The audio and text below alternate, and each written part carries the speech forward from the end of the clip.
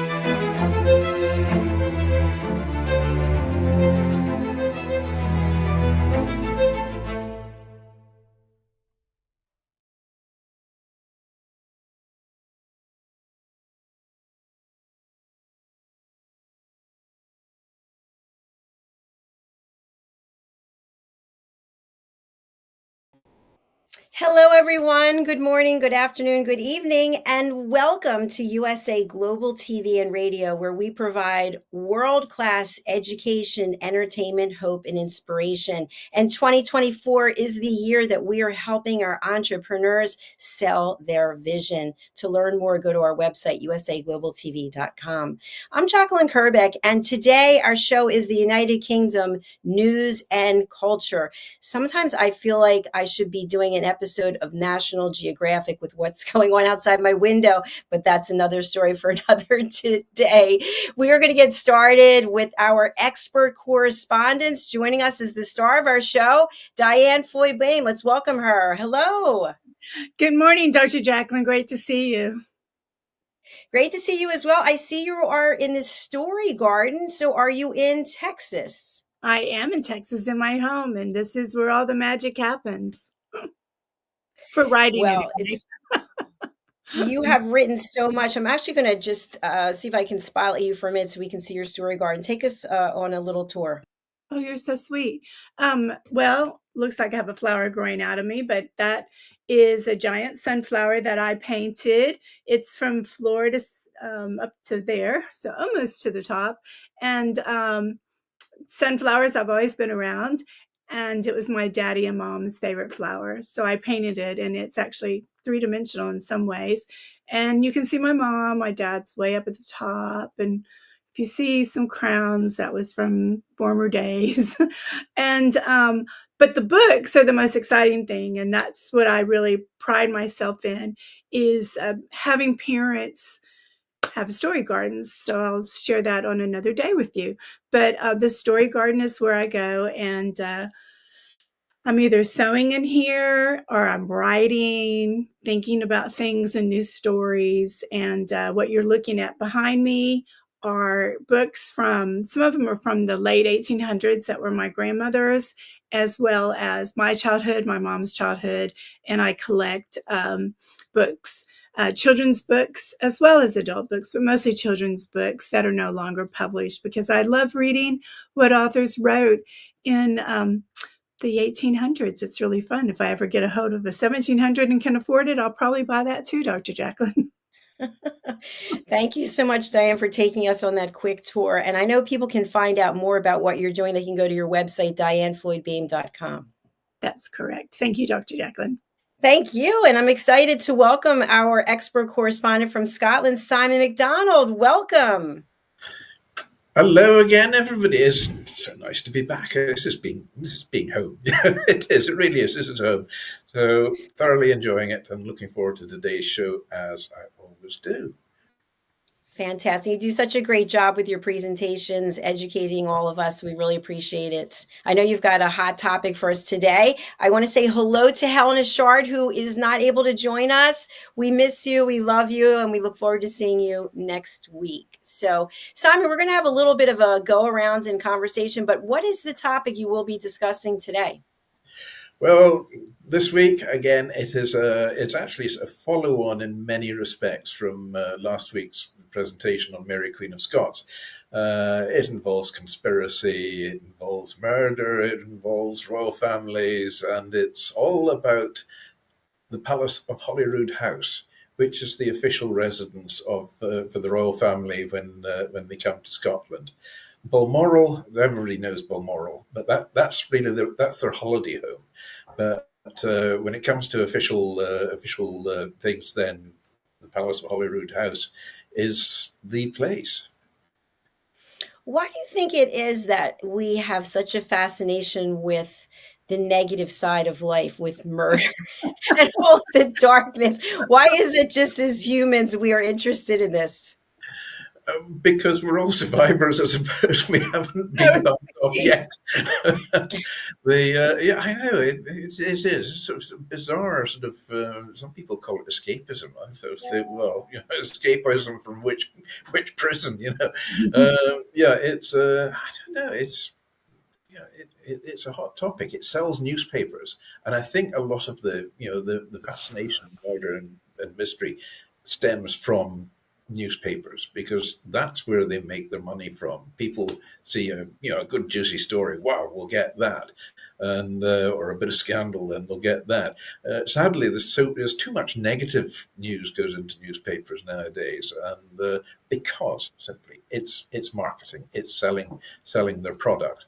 And that, I think, is where the fascination, and it's maybe fascination is a slightly wrong word to use, but this fixation on on things that go wrong in people's lives. So yeah, it really is interesting. It is interesting. Yeah. I was just going to say, if we're watching the news and we see a story about a real life murder or torture, we're horrified. But if it's on Netflix, we're like, yeah, that's cool. Let me settle in for that.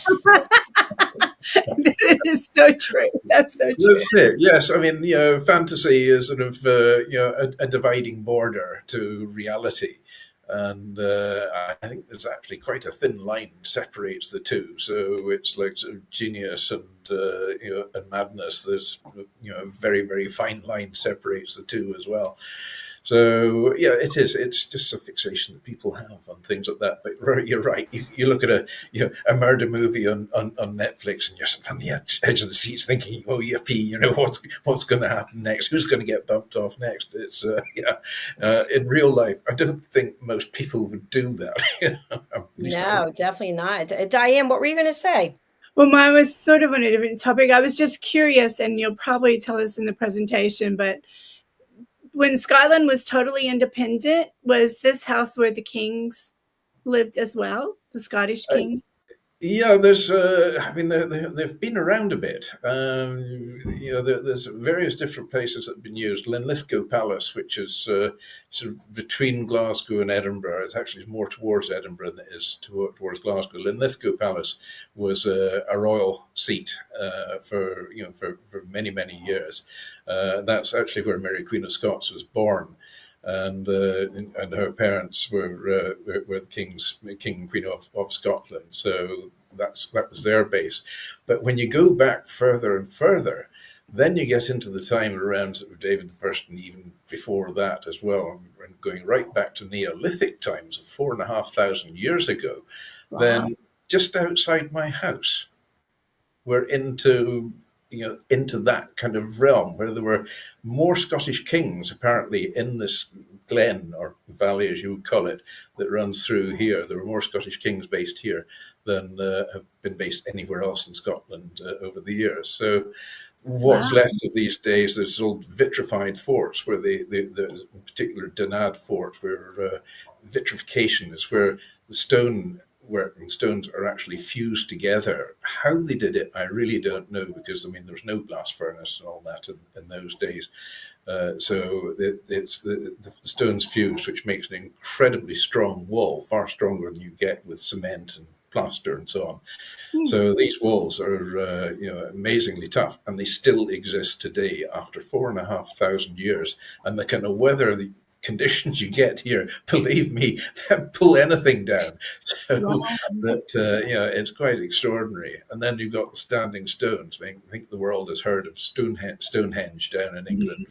These columns of stone. Well, we've got lots of that here. I mean, they're the standing stones, and they're laid out in all sorts of patterns and so on, which there's all theories as to what it was about. Was it astrological? Was it sacrificial, going back to the murder and mayhem?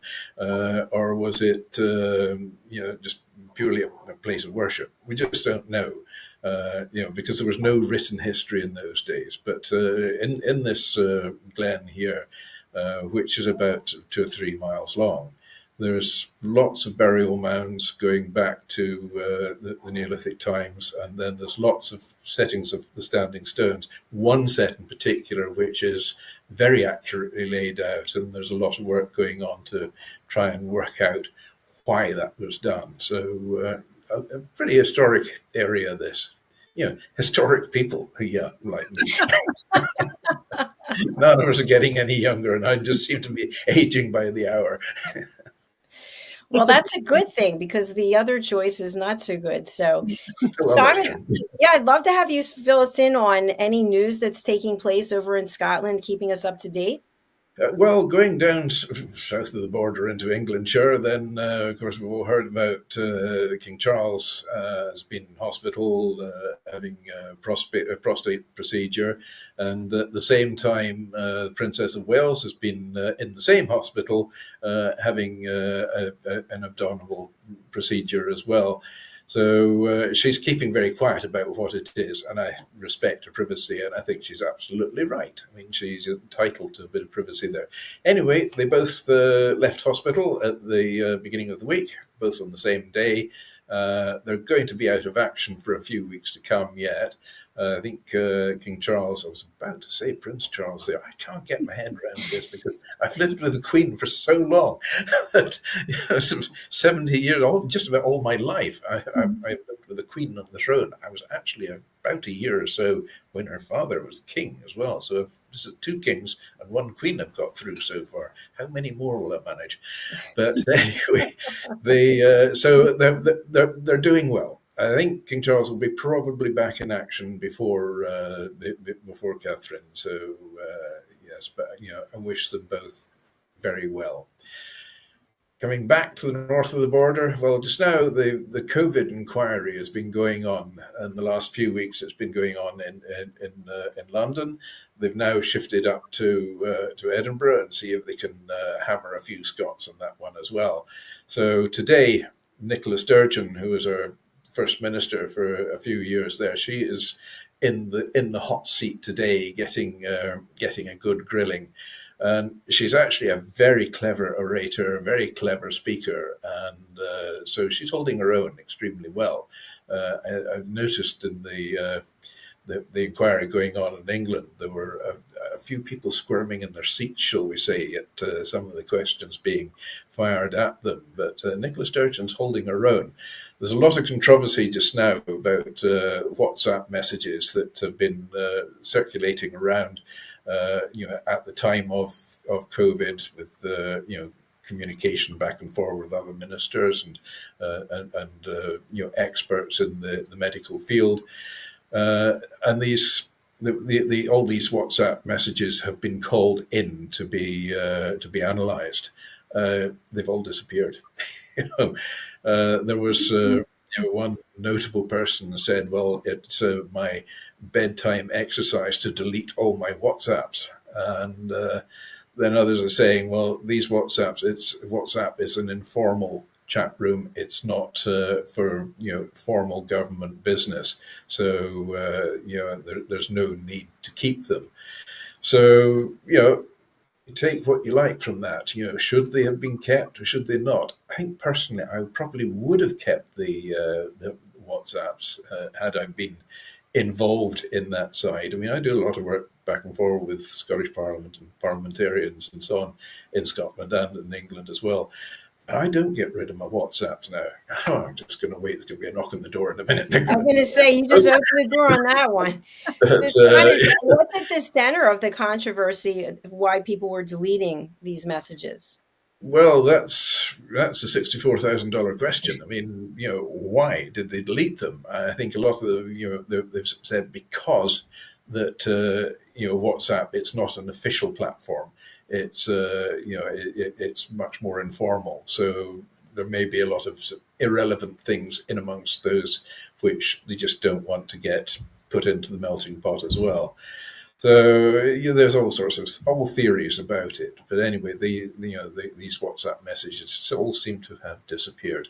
There have been a lot of questions asked in Parliament, and there still are questions asked in Parliament, and there still will be questions asked in Parliament for years to come, I'm quite certain. So comment on that. I know here in the States, just from my watching the detective TV shows that are streamed, is that even if you have an email or a text message and you deleted it and then you delete it out of your deleted file, they can still find them, can't they, Diane? That is totally my understanding from people who actually are doing that type of work, not just on the TVs. But so I guess they really want it. It's in the cloud somewhere. Somebody's going to be able to find those WhatsApp messages. Well, that's it. That's what I thought. I mean, you hear all sorts of things about how it goes. I don't know how you'd retrieve them, but they say that even on your SIM card, it will still be there somewhere about. So it's a very small piece of plastic with some metal twirling around it and so on. So it's not far to look, but it must be in there somewhere. Right. So, or as you say, on a cloud somewhere about. But looking at the number of clouds we've got in the sky today, I mean, it's like a needle in a haystack trying to find something in one of those clouds. Somebody will find it, though, right? They do. That's right. I mean, I won't say names, but I think you all know who I'm referring to. You can go and smash your computer as much as you want. That's not going to delete the files. Right. Right. Exactly. Yeah. They found them. And you know what else is interesting? And again, I'm going by detective shows, but you come up with this amazing password that you think, it's like 18 digits, letters, whatever, exclamation points. And someone sits down with some program and they get right into your computer anyway. I know, the hackers. Yeah. But you're dealing with COVID questions over there, right? Just as we're dealing with COVID questions here. Is that true, Simon? I think that's it. I think it's probably being dealt with all over the world. They want to get that one out of the way before the next pandemic comes in, whatever that's going to be. So the doom and gloom merchants, of course, are out saying, "Oh, the next one's going to be an awful lot worse than the last one." And I go, "Oh, great!" These guys want to get out a bit more. I think, come on, a bit of positivity in this world, I think, is desperately needed. In particular, the state things are in just now. We're living in some pretty tumultuous times, and I think we need to have some positivity out there, definitely, to get everything back on track again. Oh, man. Yeah. I don't think that any of us want to go back to that isolation and just what it does to our mental health. I don't think they'll be able to get us to do that. No. I don't think the three of us are doing it. The great thing that came from COVID and the pandemic, and that is just what we're on now. People have got very comfortable work-wise with having their business meetings and so on online, and it's saved a lot of miles of driving. I mean, I know I would have to drive maybe a day to get to a meeting, which might only last an hour and a half, and then a day back. Now I can have 4 or 5 meetings in a morning and not even leave this chair. So it's certainly speeded up life, and it's brought down the air miles, and the land miles, which means you're burning less fossil fuels, which has got to be good for the environment. So it's a win-win all round. So this has been the one really positive and very, very good thing that's actually come from a negative thing with the pandemic. And any negativity, if you look hard enough in a negative situation, you'll find something or get something positive out of it if you really That's try. true. It's very That's true. I agree with that. Yeah. Yeah, absolutely. Diane, what's going on in the great state of Texas? Oh, the border crisis. But now, yay for Governor Abbott. He's kind of made it where every state's a border state now, so people can really understand what we're going through here. And it's sad because so many young children are being brought over for all kinds of bad reasons. So we're dealing with that. But right now we're having beautiful weather. So we're all like, oh my gosh, it's so exciting. 2 weeks ago it was ice and now it's springtime and our flowers are freaking out trying to bloom. I'm like, Open, close, open, close. not yet. It's not Easter, So, but anyway, but people are getting excited. People are outside walking and enjoying life. And that's what I love, um, Simon, you'll love this. So I always say people up north in North America, Minnesota, Maine, and all that, they must laugh at us Texans because we're like, oh my gosh, I was iced in for 2 whole days. It was the most awful experience, They're like, oh my gosh, these people. I just saw today on Facebook, one of my friends posted that here in South Florida was 61 degrees and she had on like her overcoat and a fire going. It's whatever you get used to though, right? That's Yeah. true. And your blood gets thinner the hotter it gets, right? It does. So I know when we lived in the Philippines for 3 years and we came back home, in the Philippines, it gets very hot, right? And so when I came back home, I was like freezing with the air conditioner on, and they're like, it's 80 degrees in the house, Diane. It's okay. And I'm like, I'm still so cold. It's so true. Simon, is it freezing there? No, it's been really quite bizarre because in the evenings the temperature drops down below zero and it freezes hard and you're expecting everything to be iced up in the morning again. But no, it's actually been quite warm in the morning, and it's today it's been a bit of a howling gale, and the rain is sort of going that way rather than that way.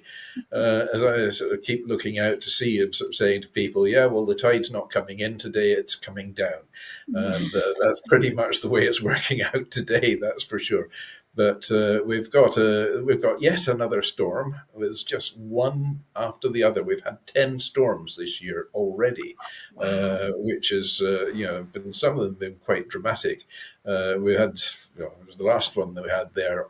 All the roads in this area were blocked with fallen trees or flooding or landslides.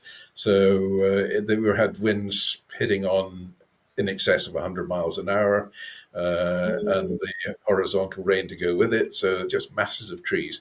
I went down to Glasgow, which is normally about a 2.5-hour drive from here to go to the big city, the bright lights, and the work teams that were cutting up trees and so on. I mean, we've certainly got plenty of firewood in Scotland just now, I can assure you. But the trees that have come down over the roads, I mean, these guys have got a really busy time, and they are working round the clock just now, just trying to keep the place clear and also shore up the hillsides after all the landslides have been having as well.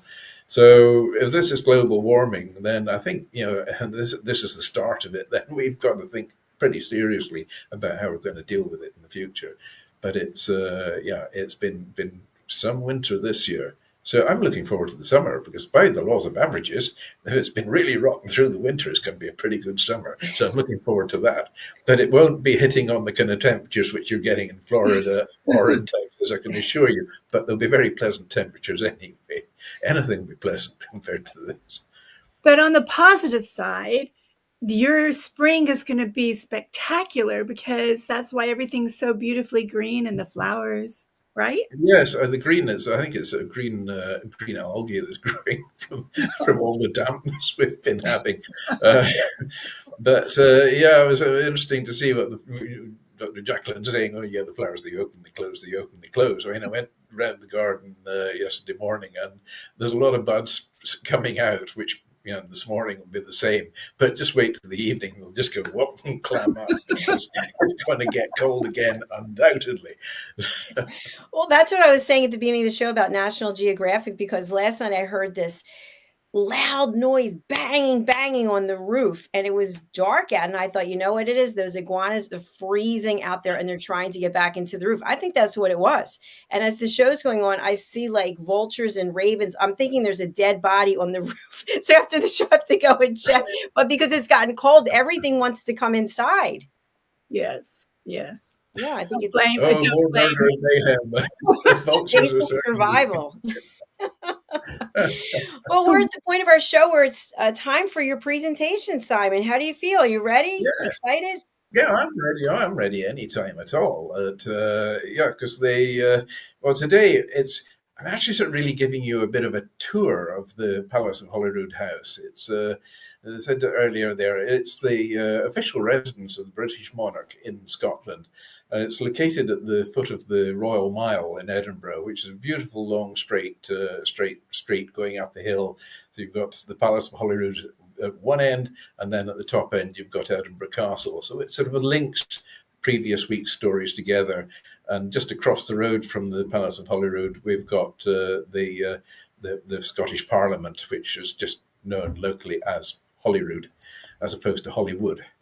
So at the opposite end of the Royal Mile, as I say, we've got Edinburgh Castle. The Holyrood House, as it's often just referred to, has served as the principal royal residence in Scotland since the 16th century. And it's a setting for state occasions and official entertaining as well now. In Charles III, he spends 1 week in residence at Holyroodhouse at the beginning of summer, if we get one, where he carries out a range of official engagements and ceremonies. The 16th century historic apartments of Mary Queen of Scots, who we spoke about last week, and the state apartments are used for official state entertaining, and they're open to the public throughout the year, except obviously when members of the royal family are there in residence. So the Palace of Holyroodhouse, it was actually designed by Sir William Bruce and built between 1671 and 1678, with the exception of the 16th century Northwest Tower, which was built by James V. The palace, it's laid out round a central classical style 3-story plus attic quadrangle layout. And the 16th century Northwest Tower is balanced with a matching Southwest Tower, each with a pair of circular angled turrets with ball-finialed conical bell-cast roofs. The towers are linked by a recessed 2-story front with the central principal entrance framed by giant Doric columns and surmounted by the carved royal arms of Scotland. Above the arms, a crowned cupola with a clock rises behind a broken pediment, which is supported by dolphins, on which are 2 reclining figures. The north and south fronts have symmetrical 3-story facades that rise behind to far left and right of the 2-story west front, with regular arrangement of bays. General repairs were completed by the architect Robert Reid between 1824 and 1834, and that included the partial rebuilding of the southwest corner tower and the refacing of the entire south front in ashlar to match that of the east. The east elevation has 17 bays with lightly superimposed pilasters of 3 classical orders on each floor. The ruins of the Abbey Church connect to the palace on the northeast corner, and for the internal quadrangle, Bruce designed a colonnaded piazza of 9 arches on the north, and the south and east facades with pilasters, again from the three classical orders, to indicate the importance of the three main floors. The plain Doric order is used for the services on the ground floor, and the Ionic order is used for the state apartments on the first floor, while the elaborate Corinthian order is used for the royal apartments on the second floor. The Palace of Holyroodhouse actually covers 87,120 square feet of floor space, containing 289 rooms. Private apartments of the king and the other members of the royal family are located on the second floor of the south and east wings, and the 17 rooms open to the public include the 17th century state apartments, the Great Gallery, and the 16th century apartments in James V's Tower. The painting, An Incident in the Rebellion of 1745 by David Morier, is in the lobby of the palace, and it's quite a spectacular painting. The Great Stair in the southwest corner of the quadrangle has a 17th century Baroque ceiling featuring plaster angels holding the honours of Scotland.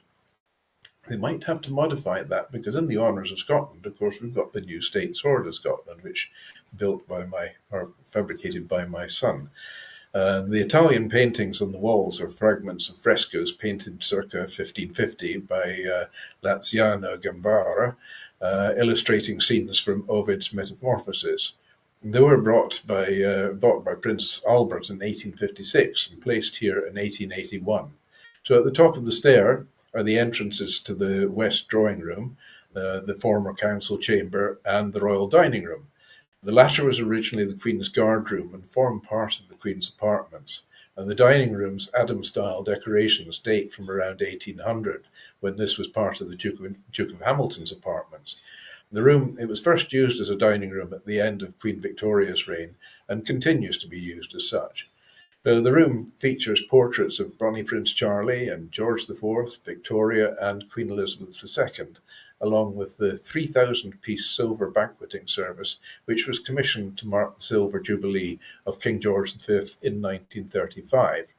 The King's apartments occupied the whole of the south and east sides of the quadrangle, and accessed from the Great Stair. The suite of rooms comprised the guard chamber, presence chamber, privy chamber, an antechamber, and bedchamber and closet. So the level of privacy, as well as the richness of decoration, increased in sequence.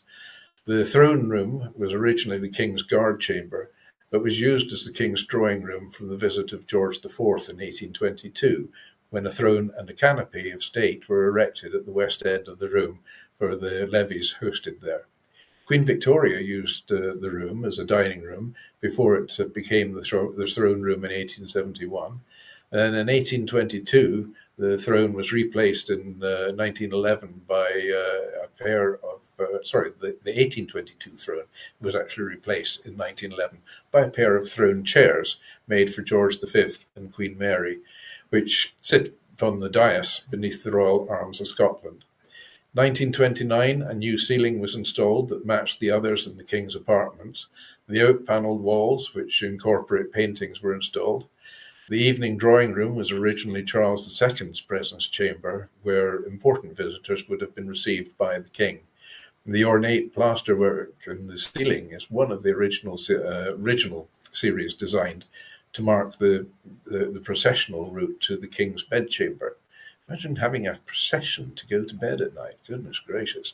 So the royal family used the room now for receptions. The morning drawing room was Charles II's privy chamber, and the ceiling is decorated in the corners with cherubs and eagles bearing the cipher of Charles II and the honours of Scotland, while the long central panels feature heraldic lions and unicorns. The French tapestries purchased for Charles II in 1668, they tell the story of Diana, the goddess of the hunt. Charles III uses the morning drawing room to give private audiences to the First Minister and the presiding officer of the Scottish Parliament. Other visiting dignitaries as well, of course. King's antechamber, bedchamber, and closet are laid out along the east side of the palace. The King's bedchamber at the centre of the east facade has the finest of the 17th century plaster ceilings, augmented by paintings of Hercules by Jacob de Vet II. The 17th century state bed has been in the palace since 1684 and was probably made for the Dukes of Hamilton, although it was long referred to as the Queen Mary's bed when occupied by Mary, Queen of Scots, in her rooms. The King's Closet was designed to be the King's study, but the Great Gallery, at 150 feet in length, is the largest room in the palace and connects the King's Closet on the east side with the Queen's Lobby in James V's Tower to the west. The gallery features a pair of black marble chimney pieces with Doric surrounds, framed by Ionic pilasters. And the most notable decorative feature of the gallery are 96 of the 111 original portraits of the Scottish monarchs, beginning with the legendary Fergus I, who ruled from 330 BC. So it goes back a long way. The Dutch painter Jacob de Vet was commissioned by Charles II to paint the portraits illustrating the monarchs from Fergus I to James VII. The portraits were completed by 1684 and 1686, and they celebrate the royal bloodline of Scotland, which the Scots upheld for its continuity and antiquity as an important part of their national identity in the 17th century. The Great Gallery has served many purposes over the centuries, and following the Union of 1707, it was the venue for the election of Scotland's representative peers in the House of Lords until 1963. Bonnie Prince Charlie held evening balls in the gallery during his brief occupation, and following his victory at the Battle of Falkirk Muir in January 1746, the defeated government troops were quartered in the gallery. While the Comte d'Artois was in residence, it served as a Catholic chapel, and in the early 20th century, it was used as the state dining room. Today, it's used for large functions, including investitures and banquets. But the gallery contains the Tam O'Shanter chair, which is a Gothic-style oak armchair, which celebrates the work of Robert Burns, who is our classical famous poet from Scotland. And we've just recently celebrated Burns Night, which is a fantastic occasion here. There is much whiskey, much merriment enjoyed by all, and reciting of Burns' poetry. Of course, we all know the famous at New Year we sing Auld Lang Syne, which was written by Robert Burns. So the chair was made by Robert Underwood from Ayr, from a portion of the roof of the Alloway Auld Kirk, which is the setting for much of the poem Tam O'Shanter. The chair was presented to George IV in 1822. So the suite of rooms on the first floor of James V's Tower is accessed from the Queen's Lobby and comprises the Queen's antechamber and the Queen's bedchamber, leading from which are the two turret rooms or closets. And during the 1560s, these rooms were occupied by Lord Darnley, and following the rebuilding of the palace in the 1670s, they became part of the Queen's apartments. The Duke of Hamilton took over the rooms in James V's Tower from 1684, and the antechamber became the Duke's dining room. So much of the decoration of this room actually dates from the mid-19th century, when the historical apartments of James V's Tower were open to visitors. The room also contains a series of tapestries and portraits of Elizabeth, the Queen of Bohemia, and she was the daughter of James VI, who was also James I of England. The Queen's bedroom, also known as Lord Darnley's bedchamber, is dominated by the so-called Darnley bed. The bed was actually supplied to the Duke of Hamilton in 1682. The Stuart connection was provided by Bonnie Prince Charlie, who occupied the Duke of Hamilton's apartments in 1745 and slept in this bed. The room is linked by a small spiral staircase to Mary Queen of Scots' bedchamber on the second floor. The suite of rooms on the second floor of James V's Tower was occupied by Mary Queen of Scots from 1561 until 1567. Mary Queen of Scots' outer chamber was where Mary received her visitors and where her audiences with John Knox took place. But it's also the room in which David Rizzio, who was Mary's private secretary, was stabbed to death, and his bloodstain can still actually be seen in the floor in the place where his body was left. The room is now used to display a range of Stuart and Jacobite relics that have been collected by successive monarchs, and among the relics associated with Queen Mary are an embroidery of a cat and a mouse, and she made these while she was in captivity in England. Now, this possibly alludes to her relationship with her cousin, Queen Elizabeth I of England, with Mary as the mouse and Elizabeth the cat. And the Darnley jewel was probably made for Margaret, who was Countess of Lennox and mother of Queen Mary's second husband, Lord Darnley. The emblems and the inscriptions refer to the Countess's hope and ambitions for her grandson, the future James VI. But the jewel was purchased by Queen Victoria from the collection of Horace Walpole in 1842.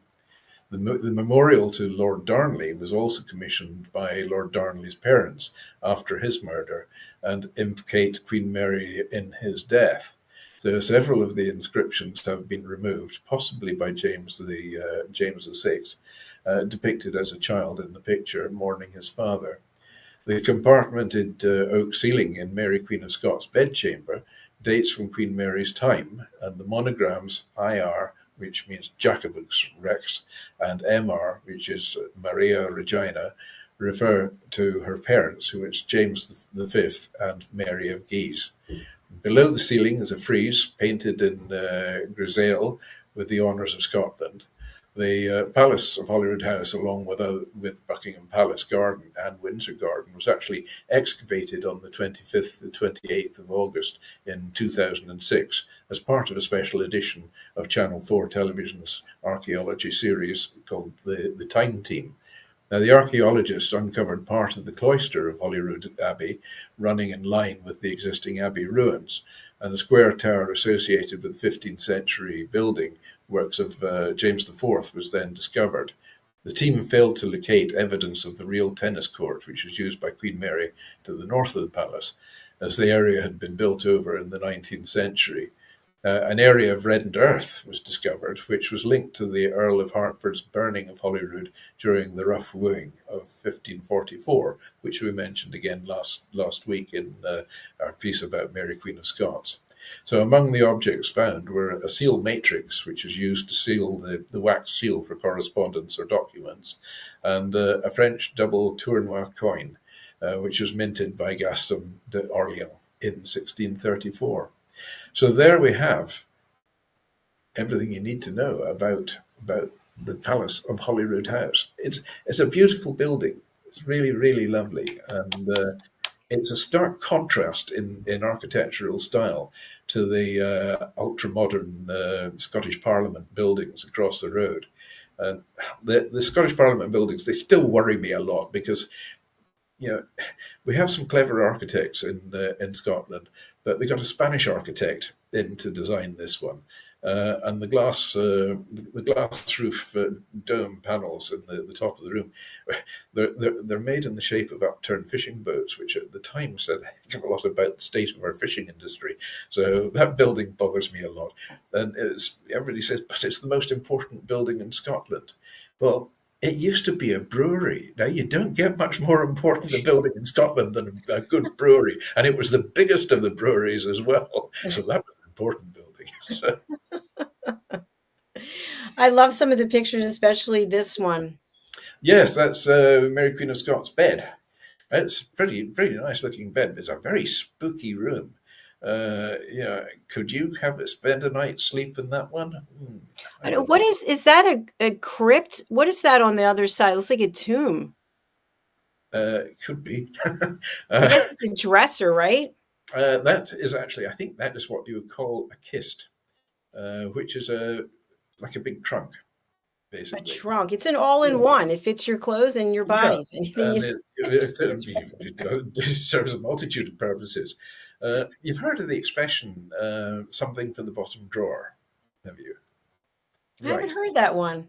That comes from the Scottish kist or trunk, because usually they had a drawer in the bottom where you'd keep something that all the keepsakes would go into that wee drawer in the bottom of the kist. So that's where the expression something for the bottom drawer comes from. I'm a mine of useless information at times, I really am. No, I like it. I heard from one of our British friends yesterday, round the houses. I hadn't heard that one before. Do you? Oh yes. So you're not going directly to the door. You're not going straight to the point. You're going up and over and around. Yes. Oh, yes. I mean, there's a lot of these things as well. I mean, there's mean, I used to have a food smoking business, which was in a very, very remote area of the West Highlands. I'll tell you about that one day. And from food smoking, there's actually quite a few expressions come, and hanging on tenterhooks is one of them. Because in the old days, you would have these long wooden bars with hooks through them, and when they were making kippers or smoking herring, then they would hang them by the eye sockets on those. And at that stage, the herring would be very delicate when you hang them up. So you get the odd one because it was so delicate, they'd drop off the hooks and so on. So a very precarious position to be in. So that was hanging on tenter hooks, and these bars were called the tenters. So, Diane, we can't hear you, but you're not on mute, so I don't know what's going on. Sorry, I was coughing earlier, so I put myself on mute. Okay. So I want to go back to this fabulous presentation you did. So there is an entrance for the king and the queen. They could have like their own private entrance, correct? yes. So, but did they also have like secret entrances that no one knew about, so they could get their yes. separate Yes. sneak So a they separate could be person? so they could be a little bit naughty, yes. Yes. But these were, usually built under the excuse it's an escape route. Which I think was probably, the architect maybe had that in mind, but I think you find that a lot of the early kings and queens and so on had other things in mind. And of course, somebody's always watching somewhere, so it's not a secret. And how, yes, yes. And do you think they ever got upset that they had a procession going, following them as they're trying to go to bed? Like, It would bother me. Having said that, I've got a dog called Isla that follows me everywhere. this is true. And then you had did you call it the King's Mile? The road did you call it the Royal Mile? Yes. the Royal Mile? The Royal Mile. Yes. The Royal Mile is a beautiful, beautiful road. It's quite a steep hill going up, but there's some fantastic, really fascinating buildings, very, very old buildings going back to the 1600s. And off the Royal Mile, there's lots of little, they call them a close. It's just narrow passageway. And a lot of these led down below ground into just an absolute labyrinth of little passageways and so on. And they do murder and mayhem tours, and because there was all sorts of skullduggery went on down there. Quite fascinating. I'm going to research into these sometime and have a serious look at what's what. But it's seriously haunted in that part of Edinburgh as well. But there was a lot of bloodshed going back into those days as well. But our Scottish kings, I mean, I mentioned there Fergus I, and that, you're dating back to 330 years BC. It's our lineage for our monarchy in Scotland goes back further than any other country in the world. That's amazing. Fascinating. Now, on this Royal Mile, was it originally was there a place underground? So if the king needed to escape, because I know in some countries where I walked the Royal Mile, but it was underground, so the king could escape if he heard somebody bad was coming. Oh, I mean, everybody was bad in those days, including the king himself. They bump into each other. It'd be the busiest route in Edinburgh, that I think. What are you doing here? Oh, funny seeing you. Yeah, quite, yeah. With your head. Put that knife away. There's a good boy. Well, we've actually come to the end of our show today. It's gone by so quickly. And last words, we're going to start with Simon. What do you have for us today on this day? Well, on this day, in 1924, it was the first opening of the first Winter Olympic Games in Chamonix. So the Winter Olympics have not been going on as long as the other Olympics.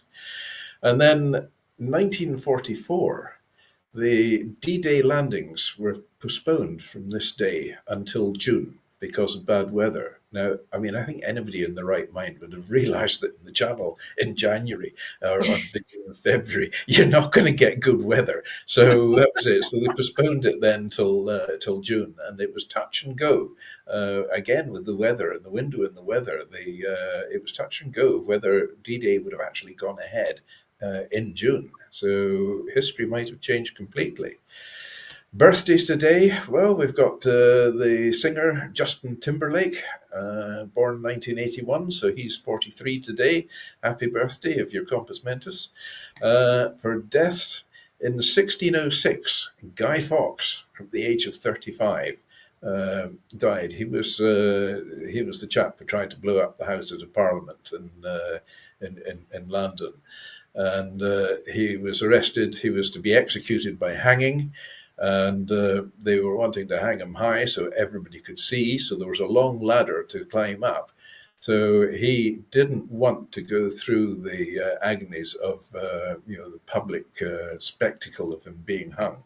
So he threw himself off the ladder, broke his neck. And that was the end of him. So the other one, in 1956, the author A.A. Milne, who wrote Winnie the Pooh.